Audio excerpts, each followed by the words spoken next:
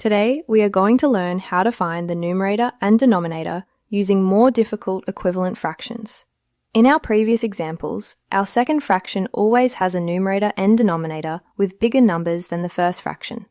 This means that we had to multiply the values of the first fraction by the same number to become the second fraction. When the numbers in the first fraction are bigger than the second fraction, it means we will have to divide by the same number instead of multiply to remain equivalent. Let's have a look at the first example. Find the denominator in the second fraction if 27 over 36 is equivalent to something over 4. We can see that the denominator in the first fraction has been divided by 9 to become 4, which is the denominator in the second fraction.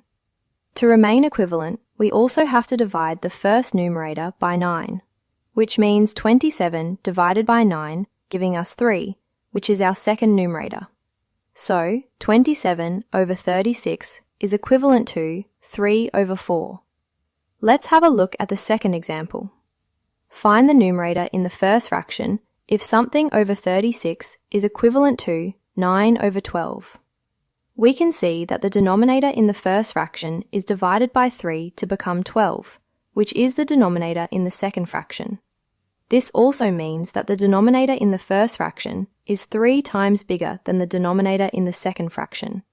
To remain equivalent, it will mean that the first numerator will also have to be 3 times bigger than the second numerator. This means that the first numerator will be 3 times 9, which is 27. So, 27 over 36 is equivalent to 9 over 12. Now it's your turn.